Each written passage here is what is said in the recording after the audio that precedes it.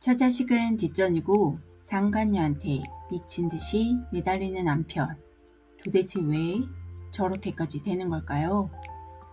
어느 날부터 퇴근이 늦어지고 아내를 마주보는 눈빛엔 죄책감이 아니라 오히려 짜증과 분노가 스칩니다. 그때부터 남편은 서서히 가정을 지키는 남자에서 자기 욕구에만 지배된 인간으로 변해갑니다. 그런데 그렇게 상간녀에게 빠진 남자들, 끝까지 그 관계 유지할까요? 결국은 모든 것이 파멸로 향합니다. 왜냐하면 그건 사랑이 아니라 성욕과 강박 심리의 중독 관계이기 때문이에요. 오늘 영상에서는 외도한 남편이 어떻게 관계 중독으로 무너지고 어떻게 하면 그를 파멸해서 구해낼 수 있는지를 이야기해 보려고 합니다. 이 영상을 끝까지 보신다면 남편의 행동을 이해하는 눈이 달라질 겁니다. 남편이 관계 중독에서 회복되면 스트레스를 스스로 해소할 수 있는 능력을 갖게 됩니다. 하지만 치유되지 않는 상태에서는 스트레스가 생길 때마다 상간녀에게 도피합니다. 회사에서 스트레스를 받으면 그녀를 만나 즐거운 시간을 보내려 하고, 가정에서 불편한 대화가 오가면 휴대폰을 붙잡고 현실을 피하려 합니다. 이때 남편의 머릿속엔 즐거움이 있어야 살아있다는 왜곡된 신념이 자리 잡습니다. 그에게 인생은 재미와 쾌락이 전부가 되어버립니다. 문제는 쾌락 후엔 반드시 대가가 따른다는 겁니다. 순간의 자극은 커질수록 허무함도 커지고 죄책감이 깊어질수록 다시 자극을 찾아 헤매게 됩니다. 이 악순환이 반복되면 몸은 물론이고 마음도 황폐해져서 손을 쓸 수 없는 상태가 됩니다. 그리고 그때 주변에서 충고라도 하게 되면 그 즉시 적으로 인식합니다. 당신이 뭘 알아? 내 인생이야. 자기 방어와 중독의 강박이 결합된 상태가 됩니다. 이 현상을 심리학적으로 관계 중독, 쾌락, 보상, 회로의 왜곡이라고 합니다. 뇌가 스트레스를 느낄 때마다 즐거움으로 도피하라는 신호를 보냅니다. 이건 마치 알코올 중독자가 술을 찾는 것과 같습니다. 하지만 술은 끊으면 됩니다. 술은 안 마시면 금단이 오더라도 시간이 지나면 회복됩니다. 그런데 관계 중독은 다릅니다. 인간관계 자체가 매개이기 때문에 완전히 끊어낼 수가 없습니다. 직장에서도, 가정에서도, 친구 관계에서도 사람은 계속 만나야 하니까요. 결국 그는 새로운 관계 속에서도 같은 패턴을 반복하게 됩니다. 이런 중독은 부부 관계뿐 아니라 모든 인간관계를 파괴시킵니다. 아내와의 관계는 물론이고 직장 동료, 친구, 부모, 자식, 지인들과의 관계까지 모두 망가집니다.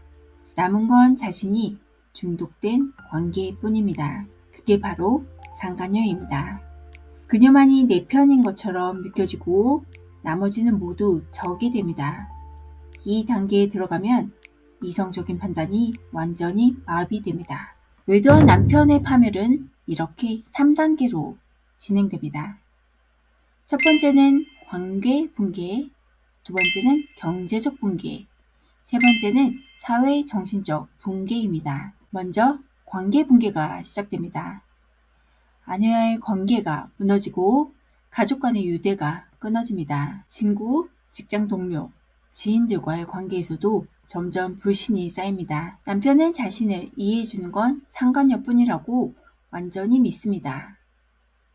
다음은 경제적 붕괴입니다. 중독자는 감정의 공허함을 돈으로 채우려 합니다.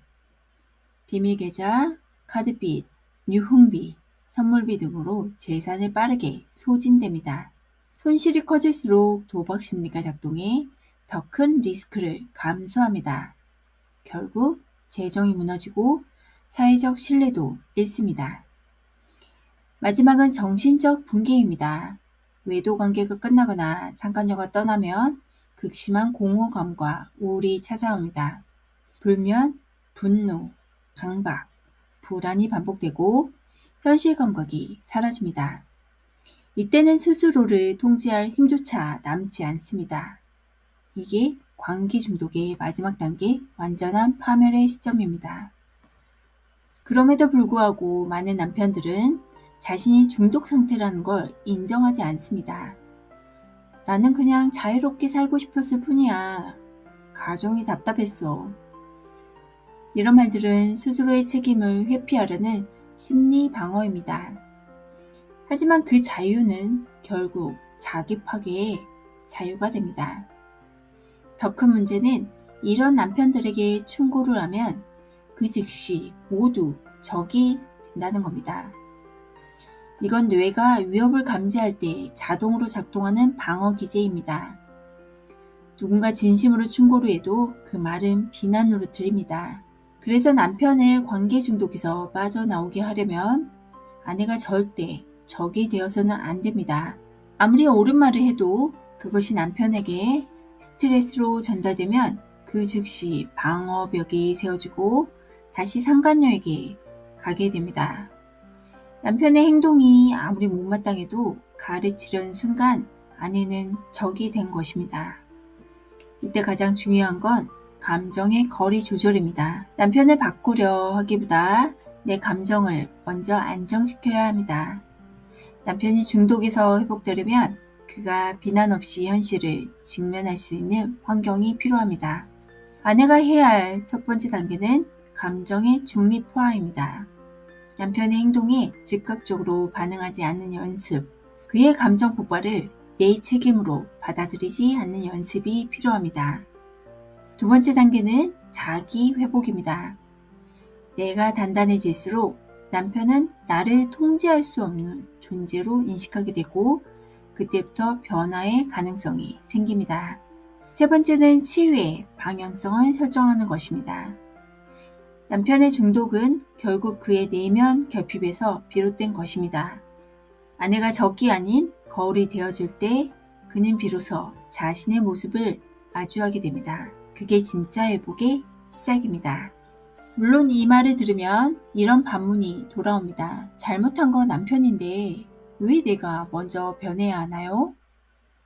당연히 분노할 수 있습니다. 하지만 여기서의 변화는 복종이 아니라 전략적 변화입니다. 내가 냉정해야 상대가 제정신으로 돌아올 기회를 얻습니다. 감정적으로 맞서면 그는 그걸 빌미로 다시 회피합니다. 결국 관계 중독 남편의 회복은 아내의 내적 치유와 함께 갑니다.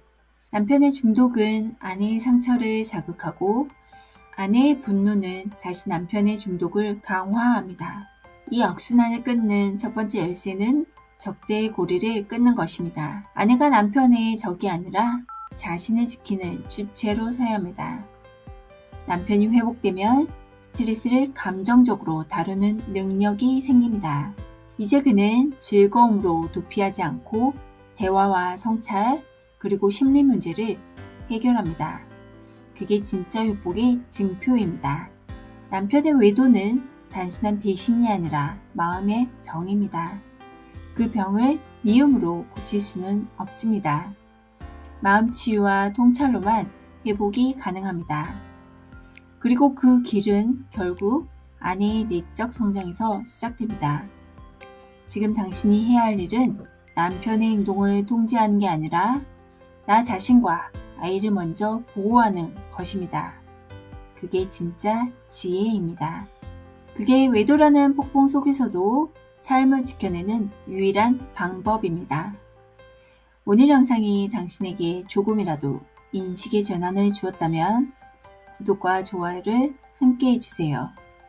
그리고 이 콘텐츠는 단순히 남편을 비난하기 위한 게 아니라 내 인생을 되찾기 위한 치유의 시작입니다. 당신은 혼자가 아닙니다. 이곳은 당신의 상처가 언어로 정리되고 마음이 회복되는 공간입니다. 우리 함께 무너진 삶을 다시 세워보는 건 어떠신가요?